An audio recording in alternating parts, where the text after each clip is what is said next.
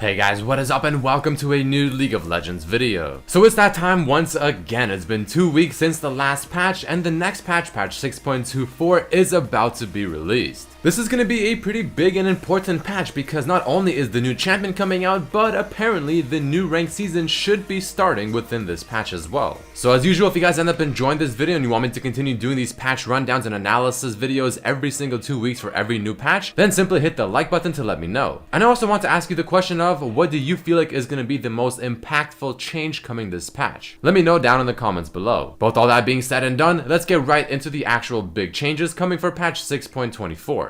First and foremost, Camille, the newest champion coming to League of Legends, should be released this patch. Now I've released several gameplays of this champion on the PBE server, playing her in the top lane, in the jungle, and even playing a full crit build in the top lane as well. If you haven't seen those videos, I highly recommend checking them out because this champion can do some seriously cool things. But if you're too lazy or you just want another very quick rundown of the champion, then here we go. She's definitely a top laner but can also work quite well in the jungle because of her ganking power with her E. She's a full AD champion with, I believe, absolutely zero AP ratios whatsoever. She's fantastic when it comes to dueling. She can make some seriously crazy plays with her E ability and even the combination of her E and W. Her Q ability has an auto attack reset, which you can essentially get 4 auto attacks off fairly quickly. The second part does true damage. It has a lot of trade potential, and her ultimate, not only forcing someone to duel you and give you a lot of bonus damage, also is able to be used to dodge abilities when you initially cast it. All in all, she's a great champion, looks sweet, is fun to play, is very strong as well, and I feel like she will fit the meta quite well, so you definitely want to look out for her, because from just the PBE gameplay alone, she felt pretty damn strong.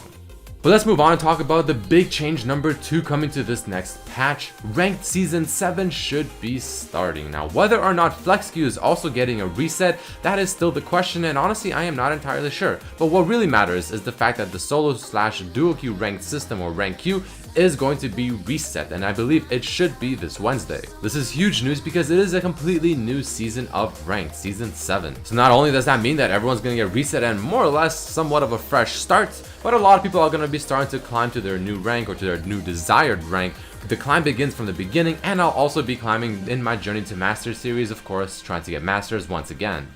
But let's move into big change number 3, which is going to be the very first actual buff or nerf. This one is going to be focused on the jungle camps. First and foremost, we have the jungle blue buff change, which is not only getting an increase in duration, but is also losing its 15% additional AP bonus. Now this is where a lot of people are probably going like, what the hell, blue buff gave you a 15% ability power increase? Well, yeah, it actually did, but luckily for you, or luckily for the people that didn't know, it doesn't really matter anymore because it actually no longer does. Somewhat of a weird change, the fact that they're removing that but increasing the duration to 2 minutes from 90 seconds on blue buff, but I mean, it is what it is. This should definitely help the junglers in the early level once they get the blue buff the very first time, since the 15% AP ratio probably didn't really do a whole lot, but having that extra duration on blue buff for the early clear and the very first few levels is going to be quite useful. On top of this, those annoying Krugs that take forever to kill have been nerfed in order to prevent the early level 3 cheese from the junglers, where you start red buff, you go straight to Krugs, you finish it by a minute and 23 seconds or so, and you are level 3, the highest level in the game. This is no longer possible, as going red buff to Krugs will actually no longer grant you that level 3 early bonus. So this is no longer an option, and back to the original boring jungle path we go.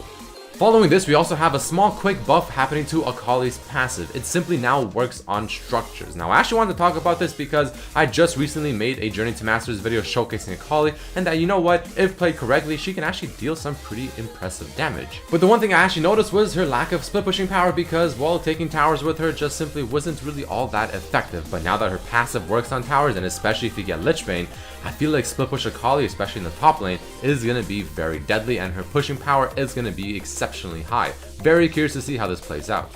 Moving along to the next buff happening this patch, it is going to be to Azir. Now I actually did talk about this in a very recent video talking about Azir, saying how this buff, even though it is a buff without question, isn't really the biggest thing in the entire world, and chances are Azir will still be not that strong in the meta. But regardless, the buffs are as follows. The first of which, to his passive, turret AD per minute has been increased by 1, so to 4 from 3. The gold reward for enemies killing Azir's turret has been lowered by 50 gold, so down to 50 from 100. And even though this part may not make it to the next patch, the construction time has been reduced by 1.5 seconds.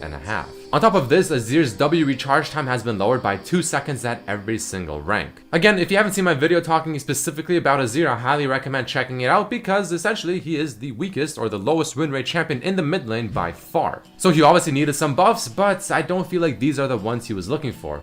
Moving along to some very quick buffs happening to Fiddlesticks, the first of which is to his W, where it has had its damage increased by 20 at rank 1, and then it slowly goes down to 15 rank 2, and then it evens out at the same one at rank 5. But to make things a little bit better for him, Dark Wind, his E ability, has had its cooldown lowered at the earlier ranks. Now, Fiddlesticks has been pretty much missing in action for a very long time, ever since the jungle changes happened in the preseason. And one of the main reasons for that is because with the Raptors and the way the Krugs now work, it's just not the best scenario for Fiddlesticks to actually clear those effectively. But now that he's getting these little bit of buffs, maybe this will help him out, and maybe now he can actually be considered a good jungler, and he might start seeing him a bit more frequently. Again, I don't really play Fiddlesticks a whole lot, so I'm not entirely sure, but I'm sure that's exactly what these buffs are aimed to try and do. Moving along to the next buff and big change for this coming patch, we have one happening to Garen. Now this one, I have to say, is very interesting. So his E ability, where he spins, called Judgment, gets a completely new effect. Enemy champions hit by 4 spins lose 25% of their armor for 6 seconds. Now if you get Black Cleaver, which is a very common item on Garen, this can mean it's very strong. I mean, he can penetrate through an insane amount of armor. Notice how it states on the tooltip, 25% of their armor, total armor, not just their bonus armor, not just their base armor, all of their armor. It seems like they're really trying to push Garen back into the meta, just kind of going behind him and just pushing on his back. You know what, get in here, man. It's time for you to shine. This buff is weird. It's just completely out of nowhere. I'm really surprised that they added such a pretty crazy addition to his E ability just completely out of the blue, but it is very interesting, and I'm really curious to see how this one plays out, because a lot of the top lane champions tend to be more or less kind of tanky. So this is gonna help Garen, especially if he rushes a Black Cleaver first, to penetrate through that armor and to be almost kind of like an assassin, if you will. But enough about Garen and that crazy new addition. Let's move on to the next nerf happening, this one to Ivern. This guy has been becoming a very big problem in the jungle very recently, so it seems like Riot is taking notice and they're putting on the brakes. So first we have his E ability Trigger Seed, which has its mana cost increased by 20 just flat out, and the slow has been reduced down to 40% at rank 1 all the way up to 60% at rank 5, rather than being 70% at every single rank. His E ability has been known to be quite obnoxious because of just the damage it provides, the shield it offers, and also that annoying slow that it provided at rank 1, 70%, that is pretty damn insane. So this will definitely slow him down a little bit, put him in a better spot where he's still probably going to be very viable and pretty damn strong, but at least not to the point where he's almost considered to be OP and beyond annoying. Next up, let's talk about the LeBlanc changes happening this patch as well. Now, LeBlanc has been known to be one of the better mid laners as of recently, just because people are realizing not only how to play her, but the ridiculously disgusting combo with her E ability mixed with her passive, where essentially you land your E ability and watch the person's HP just completely get chunked because of how well it gets timed with your passive proc. So here is Riot's answer to that. First of all, her HP regen has been decreased and her regen growth has also been decreased, which kind of makes her laning phase a little bit more high risk, high reward, but at the same time her Q ability has had its damage increased, being the same at rank 1 but going up by 40 damage by the time you get it to rank 5, but unfortunately the bounce damage to minions has been lowered by 40%. But then they also decide to nerf her E ability, which in my opinion is one of the biggest problems, where now at rank 5 it actually does 20 less damage. Now usually this isn't really that bad because most LeBlancs max their E ability last, so by the time you actually max this ability, you're only losing 20 damage at rank 18, and by then 20 damage is really not that much, while her E ability at rank 1 is still the same as the current changes happening on the PBE server or coming to the next patch, 40. So this is what I foresee coming. First of all, her laning phase will be a little bit more high risk, high reward just because of the missing regeneration on HP, but at the same time, her Q ability and her potential to kill a target I feel like has actually increased because her Q ability is usually maxed second, and now maxing your Q ability will actually offer you more damage. So maxing your W, then your Q, which is the normal maxing path anyways, and then your E ability will just instead give you more damage when you go in for the kill. This is why I find this change or so-called nerf to her E ability kind of questionable, but I guess maybe I'm wrong and maybe we'll see how it plays out.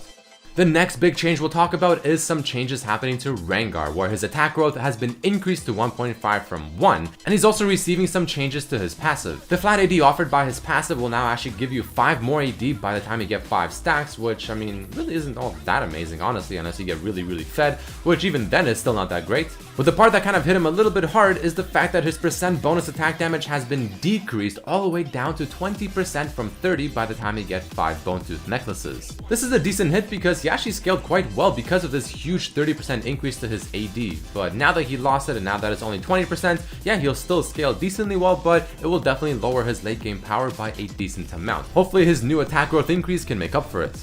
Next up, we have some changes happening to Varus as well that I want to just very quickly go over, which is regarding his passive. The goal here is just to make attack speed Varus feel even better, so now the attack speed bonuses will actually scale with attack speed. And it seems to work even better whenever you kill minions, so actually last hitting in lane and maybe just being aggressive in lane overall with Varus should feel just more fluid and just feel better. But not much else to say other than maybe we'll slowly start to see a little bit more Varus as people start testing these changes out.